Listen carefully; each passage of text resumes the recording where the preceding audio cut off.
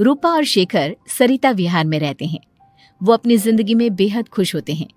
दोनों का शौर्य नाम का एक बेटा भी होता है, जिस पर दोनों ही अपनी जान छिड़कते हैं। शेखर, अब तो आप शौर्य को अपनी गोद से नीचे उतार दीजिए, उसके सोने का टाइम हो रहा है। नहीं रूपा, इसे मेरे पास ही रहने दो प्लीज। मैं थोड़ी देर में इसे बिस्तर में सुला दूंगा। लेकिन कल सुबह आपकी ऑफिस में मीटिंग भी तो है ना, और इसके लिए आपको कल जल्दी भी तो निकलना होगा। जाइए, आप भी जाकर सो जाइए।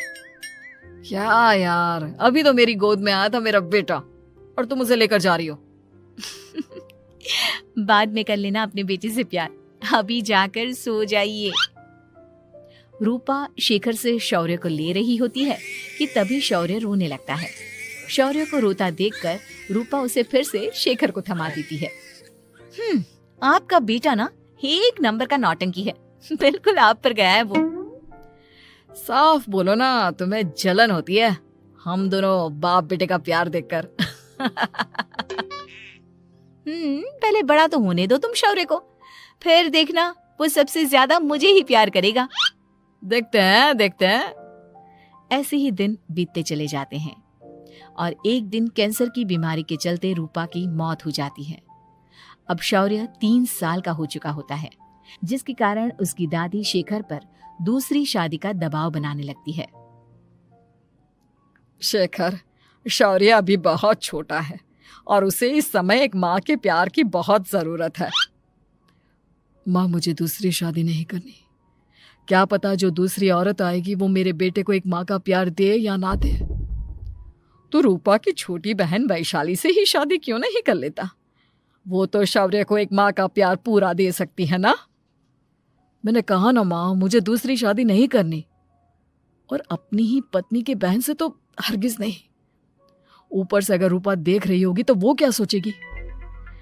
अपने लिए ना सही, लेकिन तुझे शौर्य के लिए तो शादी करनी ही पड़ेगी ना बेटा।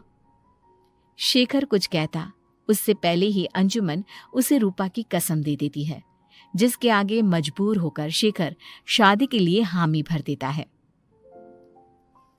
देखो वैशाली, मैंने तुमसे शादी सिर्फ अपने बच्चे के लिए की है। मैं चाहता हूं कि तुम उसे एक माँ का भरपूर प्यार दो।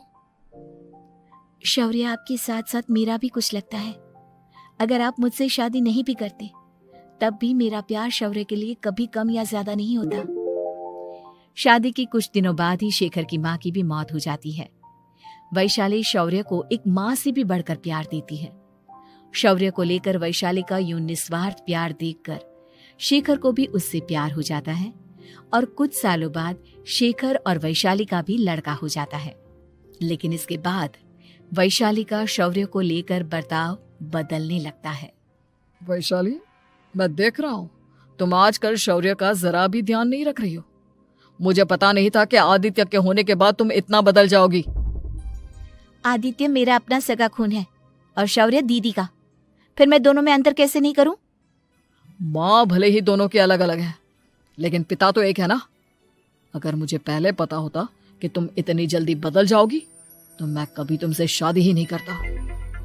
हाँ, तो किसने कहा था आपसे मुझसे शादी करने के लिए?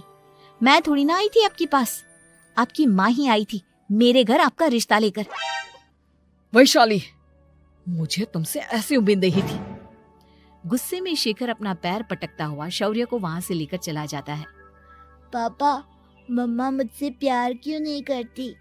क्या मैं उनका सगा बेटा नहीं हूँ इसलिए मुझसे प्यार नहीं करती? मम्मा नहीं करती तो क्या हुआ बेटा, पापा तो करते हैं ना आपसे प्यार। कुछ दिनों के बाद, आज तुझे खाना पीना कुछ नहीं मिलेगा, चल चुपचाप से अपने रूम में जाकर सो जा। माँ, अब भाई को खाना क्यों नहीं दे रही हो? बेटा तू आराम से खाना खा, इस नालायक की चिंता मत कर। एक दिन खाना नहीं खाएगा तो मर नहीं जाएगा ये। अगर भैया नहीं खाएंगे तो मैं भी नहीं खाऊंगा। तू अपने भाई का भक्त क्यों बन रहा है? ये तेरा सौतेला भाई है, सगा नहीं जो तू लक्ष्मण बन रहा है। माँ, आपको इतना भी नहीं मालूम? श्री राम और लक्ष्मण सगे भाई नहीं थे। श्री राम माता कौशल्या और लक्ष्मण माता सुमित्रा की कोख से जन्मे थे। दोनों के सिर्फ पिता एक थे, लेकिन माँ अलग थी। मुझे ज्यादा ज्ञान देने की जरूरत नहीं है। ये सतयुग और त्रेता युग नहीं है, समझे? आया बड़ा भाई का चमचा। इतना कहकर वैशाली वहां से चली जाती है, जिसके कुछ टाइम बाद शिखर वहां आता है और आदित्य उसे सारी बात बताता है। मुझे माफ कर दो शौर्य, तुम्हारी माँ के जाने के बाद मुझे दूसरी शादी का फैसला करना ही नहीं चाहिए था। अगर मैं दूसरी शादी नहीं करता तो शायद आज तुम्हारी ये हालत ना होती। नहीं पापा, अगर आप शादी नहीं करते तो मुझे आदित्य जैसा छोटा भाई कभी नहीं मिलता। थैंक यू मुझे इतना अच्छा भाई देने के लिए। तुम दोनों हमेशा ऐसे ही साथ रहना, फिर कोई भी तुम दोनों का कुछ नहीं बिगाड़ पाएगा। चलो मैं तुम दोनों को आइसक्रीम खिला कर लाता हूँ, बहुत भूख लग रही है ना। शिखर शौर्य और आदित्य को आइसक्रीम दिलाने लेकर जाता है। वो दोनों को पार्क में खड़ा करके आइसक्रीम लेने जा ही रहा होता है, तभी तेज रफ्तार से आती हुई एक गाड़ी उसे कुचल देती है और उसी पल शेखर की मौत हो जाती है, जिसके बाद शौर्य की जिंदगी नर्क से भी बदतर हो जाती है। सुन रहे चिरकुट, इस घर के किसी भी सामान को मेरी मर्जी के बगैर हाथ मत लगाना। इन सब पर अब तेरा कोई हक नहीं है, समझा? ठीक है माँ, मैं आपकी इजाजत के बगैर किसी चीज को हाथ नहीं लगाऊंगा। चल जाकर अब पूरे घर की सफाई कर। महज 7 साल का शौर्य वैशाली के कहने पर अपने नन्हे नन्हे हाथों से पूरे घर की सफाई करने लगता है। ऐसे ही दिन बीतने लगते हैं, लेकिन मासी से माँ बनी वैशाली को उस मासूम से बच्चे पर जरा भी तरस नहीं आता। क्यों शौर्य, ये घर में इतनी गंदगी कैसे हो रही है? ढंग से सफाई नहीं की है क्या तूने? माँ मैंने तो अच्छे से सफाई की थी, लेकिन आदित्य बार बार इधर उधर चलकर गंदा कर देता है। अच्छा, खुद से एक काम ढंग से नहीं होता और अपनी गलतियों का जिम्मेदार मेरे बेटे को ठहराता है। इतना कहकर वैशाली बांस का डंडा उठाकर शौर्य को जोर जोर से मारने लगती है। तभी वहां वैशाली के मायके वाले भी आ जाते हैं और उसकी सारी करतूतें देख लेते हैं। माँ मैं ऐसा क्या करूं जिससे आप मुझे भी आदित्य के जितना प्यार करोगी?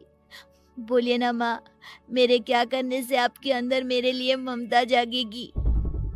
वैशाली शौर्य की एक नहीं सुनती, उसके ऊपर डंडे बरसाती जाती है। हद पार होते देख वैशाली की माँ उसका हाथ पकड़ती है और जोर से उसे थप्पड़ मारती है। यही सब करने के लिए तूने दामाद जी से शादी की थी? हमने सपने में भी तुझसे ऐसी हरकत की उम्मीद नहीं की थी। तू माँ नहीं, माँ के नाम पर एक धब्बा है। बस कीजिए माँ, आदित्य के इस दुनिया में आने से पहले मैंने इसे बहुत प्यार किया था, लेकिन अब जब मेरी खुद की औलाद है तो मैं किसी और के बच्चे से प्यार क्यों करूं?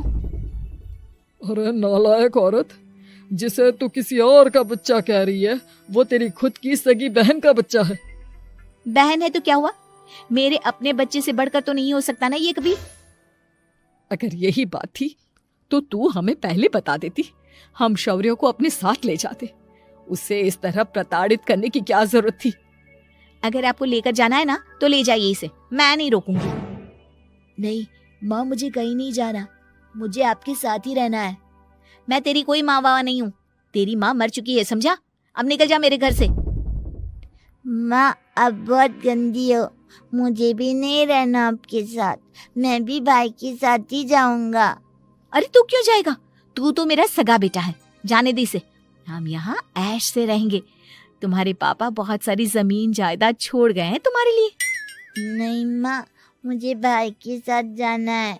आप अच्छी नहीं हो, आप बहुत बुरी हो, आप भाई को बहुत परेशान करती हो। देख वैशाली, तुझसे ज्यादा समझ तो इस मासूम बच्चे में है। ये तेरे बुरे कर्मों का ही नतीजा है, जो आज तेरी सगी औलाद खुद से तुझे ठुकरा रही है। आदित्य, तुझे इस शौर्य ने भड़काया है ना मेरे खिलाफ? नहीं माँ, मुझे किसी ने भड़काया नहीं, पर मैं सब देखता हूँ, सब समझता हूँ।